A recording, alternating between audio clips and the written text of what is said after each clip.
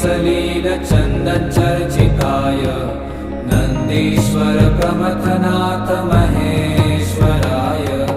मन्दार पुष्प बहु पुष्प सुपूजिताय